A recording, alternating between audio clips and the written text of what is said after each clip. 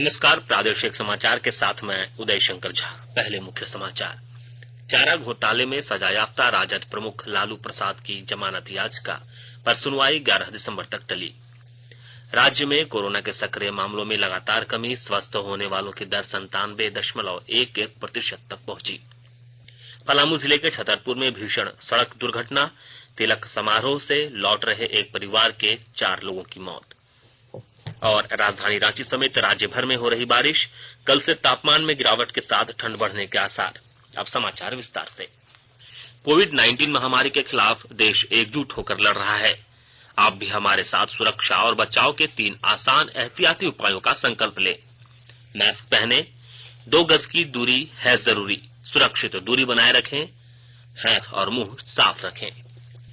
चारा घोटाले में सजायाफ्ता राजद प्रमुख लालू प्रसाद यादव की जमानत याचिका पर सुनवाई फिर टल गई है। उनकी जमानत पर अगली सुनवाई अब 11 दिसंबर को होगी। झारखंड उच्च न्यायालय में आज मामले पर सुनवाई शुरू हुई, लेकिन लालू प्रसाद के अधिवक्ता कपिल सिब्बल ने अदालत में दाखिल सीबीआई के जवाब पर अपना पक्ष रखने के लिए समय की मांग की। इसके मद्देनजर न्यायालय की तरफ से सुनवाई की अगली तिथि 11 दिसंबर मुकर्रर की। राज्य में पिछले 24 घंटे के दौरान 218 संक्रमितों ने वैश्विक महामारी कोरोना को मात दी है। इसके साथ ही कोरोना से स्वस्थ होने वालों की संख्या 1,05,258 हो गई है। राज्य का रिकवरी रेट अब बढ़कर 97.11% हो गया है। पिछले 24 घंटे में कोरोना के 230 नए मामले भी सामने आए हैं, जिन्हें लेकर यहां कुल संक्रमितों की संख्या 1,08,388 तक पहुंच गई है। हालांकि राज्य में सक्रिय मामलों की संख्या केवल 2,169 रह गई है। भारत ने कोरोना संक्रमण को फैलने से रोकने की दिशा में महत्वपूर्ण उपलब्धि हासिल की है। देश में लगातार 19वें दिन 50,000 से कम लोग संक्रमित हुए। पिछले 24 घंटे के दौरान लगभग 44,000 लोगों में संक्रमण की पुष्टि हुई है। इस दौरान 36,000 से अधिक लोग स्वस्थ हुए हैं। अब तक 46,79,000 से अधिक लोग स्वस्थ हो चुके हैं और स्वस्थ होने की राष्ट्रीय दर 93.66% हो गई है। देश में स्वस्थ लोगों की संख्या इलाज करा रहे मरीजों से 20 गुना अधिक हो गई है। इस समय देश में 4,52,344 मरीज इलाज करा रहे हैं, जो कुल संक्रमित लोगों का लगभग 4.88% है। देश भर में पिछले 24 घंटे के दौरान 11,31,000 कोविड नमूनों की जांच की गई। इसके साथ ही जांच का आंकड़ा 13,70,00,000 से अधिक होकर एक नया कीर्तिमान स्थापित हो गया है। केंद्र सरकार और भारतीय आयुर्विज्ञान अनुसंधान परिषद ICMR ने योजनाबद्ध तरीके से जांच की मूलभूत सुविधाओं में विस्तार किया है। केंद्रीय स्वास्थ्य मंत्रालय ने कहा है कि सुविधाओं में विस्तार उच्च स्तरीय जांच से कोविड-19 संक्रमितों की शीघ्र पहचान और प्रभावकारी उपचार हुआ। मंत्रालय ने यह भी कहा है कि इससे मृत्यु दर में भी कमी आई है। अधिक जांच से प्रतिदिन संक्रमण की दर में गिरावट आ रही है, जो अब 4% से नीचे हो गई है।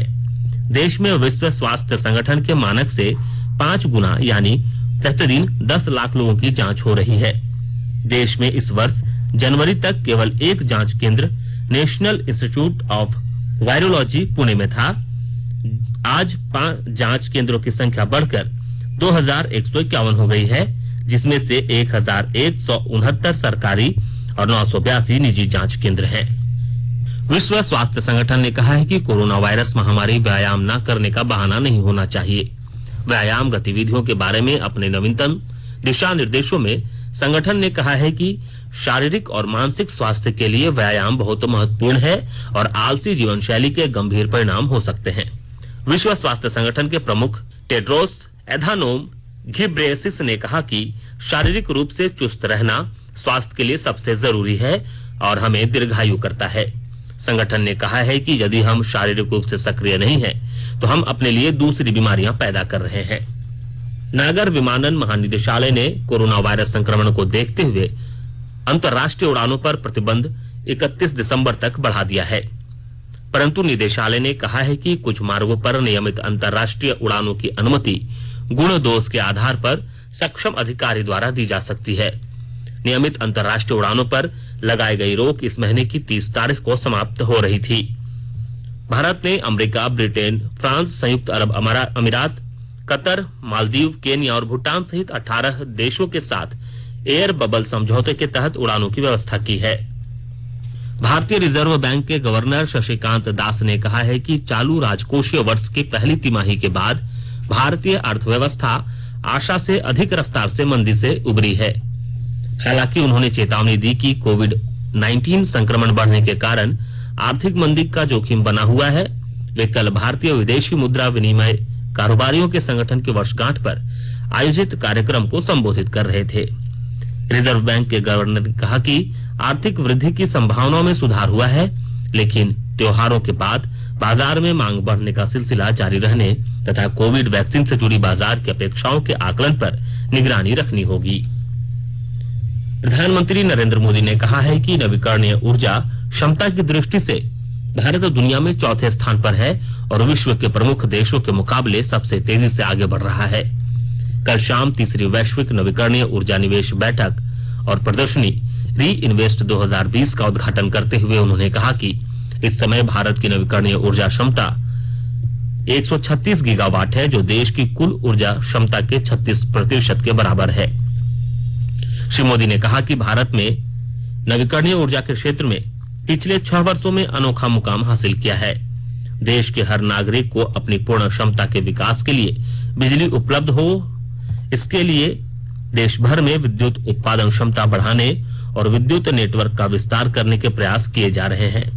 प्रधानमंत्री ने कहा कि 2017 से भारत की नवीकरणीय ऊर्जा क्षमता की वार्षिक वृद्धि कोयले पर आधारित बिजली उत्पादन क्षमता से कहीं अधिक हो गई है। उन्होंने कहा कि पिछले 6 वर्षों में देश ने नवीकरणीय ऊर्जा की संस्थापित क्षमता में 2.5 गुना बढ़ोतरी की है।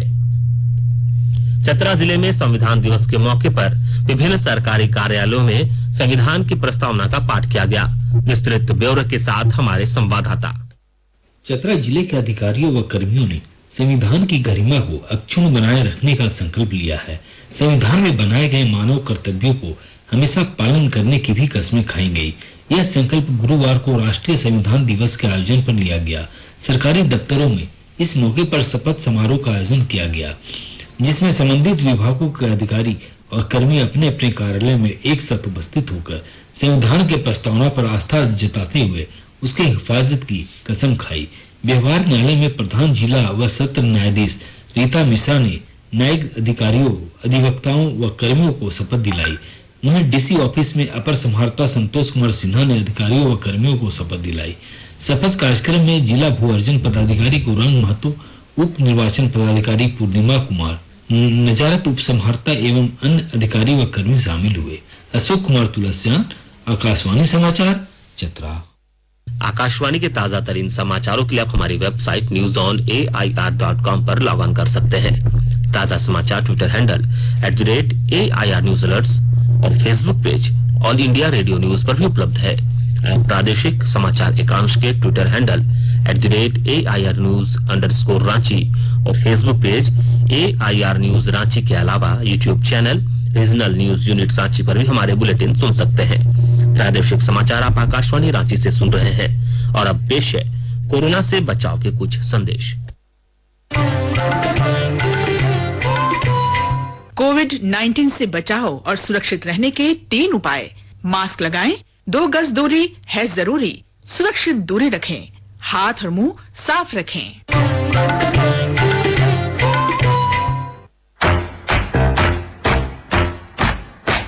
चलो मिलकर एक शुरुआत करें, चलो एक फैसला आज करें, मास्क नहीं तो टोकेंगे, कोरोना को रोकेंगे, चलो एक इरादा करते हैं, चलो कुछ वादा करते हैं, मास्क नहीं तो टोकेंगे, कोरोना को रोकेंगे।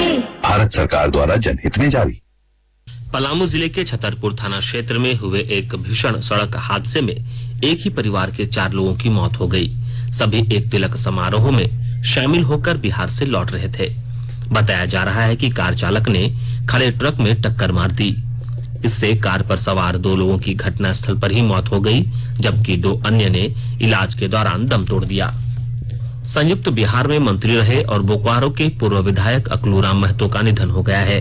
उन्होंने आज सवेरे बोकारो जनरल अस्पताल में अंतिम सांस ली। वे पिछले कुछ दिनों से बीमार चल रहे थे। उनके निधन पर जनप्रतिनिधियों ने शोक प्रकट किया है। बोकारो के उपायुक्त राजेश सिंह ने अकलूराम महतो के निधन पर दुख प्रकट किया है। केंद्रीय कृषि मंत्री नरेंद्र सिंह तोमर ने कहा है कि सरकार किसानों के साथ बातचीत कर उनके मुद्दों पर विचार विमर्श के लिए तैयार है। पत्रकारों से बातचीत करते हुए उन्होंने कहा कि कृषि संबंधी नए कानून समय की मांग थी और इनसे भविष्य में क्रांतिकारी परिवर्तन आएंगे। पंजाब में कुछ भ्रम है तो हम लोगों ने भ्रम दूर करने के लिए सचिव स्तर पर भी वार्ता की। मेरे स्वयं के स्तर पर भी चर्चा हुई किसान यूनियन के लोगों से, और उस दिन चर्चा पूरी नहीं हो पाई थी तो हमने कहा ये चर्चा जारी रहेगी। तो मैंने 2-3 दिन पहले ही सभी किसान यूनियन को 3 दिसंबर को पुनः बैठने के लिए अनुरोध किया है। मैं आपके माध्यम से सभी किसान भाई और बहनों को अनुरोध करना चाहता हूं कि सरकार पूरी तरह चर्चा के लिए तैयार है। चर्चा के माध्यम से ही रास्ते निकलते हैं। पश्चिमी सिंहभूम जिले में पीपीई किट की खरीद में हुई वित्तीय अनियमितता मामले में जिला कार्यक्रम प्रबंधक के खिलाफ प्राथमिकी दर्ज की गई है। मामले की उच्च स्तरीय जांच के बाद सिविल सर्जन ने सदर थाने में प्राथमिकी दर्ज कराई है। प्राथमिकी में सरकारी राशि का गबन करने और सरकारी दस्तावेजों के साथ छेड़छाड़ करने का आरोप लगाया गया है। अनुमंडल पुलिस पदाधिकारी अमर कुमार पांडेय ने बताया कि पुलिस इस मामले में विधि सम्मत कार्रवाई कर रही है। गबन करने की मंशा से फर्जी कागजातों के आधार पर टेंडर प्रक्रिया या प्रोक्योरमेंट की प्रक्रिया की गई, जिसके कारण काफी राजस्व और का नुकसान पहुंचने के साथ साथ गबन करने का आरोप 4 सदस्यीय जांच दल के जांच प्रतिवेदन में इन पर लगाया गया है। तदनुसार इनके विरुद्ध सिविल सर्जन के द्वारा एक आवेदन सदर थाना चाईबासा में दिया गया है और इन्हीं आरोपों के आधार पर इन पर जालसाजी, सरकारी राशि का गबन करने, दस्तावेजों के साथ छेड़छाड़ करने इत्यादि अन्य आरोपों के संबंध में प्राथमिकी दर्ज की। हजारीबाग जिले के इचाक थाना क्षेत्र में बिहार के गया जिला निवासी आलू व्यापारी नवल किशोर गुप्ता से अज्ञात अपराधियों ने 7 लाख रुपए लूट लिए। घटना के बाद स्थानीय लोगों ने अपराधियों का पीछा किया। इस दौरान अपराधियों ने गोली चला दी, जिससे एक युवक घायल हो गया। घायल युवक को इलाज के लिए हजारीबाग मेडिकल कॉलेज अस्पताल में भर्ती कराया गया है। तमिलनाडु में आए निवार तूफान का असर राजधानी रांची सहित पूरे झारखंड में दिख रहा है। राज्य के अधिकांश हिस्सों में बूंदाबांदी हो रही है। आज शाम के बाद मौसम साफ होने की संभावना है। मौसम विभाग ने कल से तापमान में गिरावट आने और ठंड बढ़ने का अनुमान व्यक्त किया है। अंत में मुख्य समाचार एक बार फिर। चारा घोटाले में सजायाफ्ता राजद प्रमुख लालू प्रसाद यादव की जमानत याचिका पर सुनवाई 11 दिसंबर तक टली। राज्य में कोरोना के सक्रिय मामलों में लगातार कमी। स्वस्थ होने वालों की दर 97.11% तक पहुंची। पलामू जिले के छतरपुर में भीषण सड़क दुर्घटना, तिलक समारोह से लौट रहे एक ही परिवार के 4 लोगों की मौत। और राजधानी रांची समेत राज्य भर में हो रही बारिश, कल से तापमान में गिरावट के साथ ठंड बढ़ने के आसार। इसके साथ ही आकाशवाणी रांची से प्रादेशिक समाचार का यह बुलेटिन समाप्त हुआ। नमस्कार। घर में रहिए, सुरक्षित रहिए और सुनते रहिए आकाशवाणी।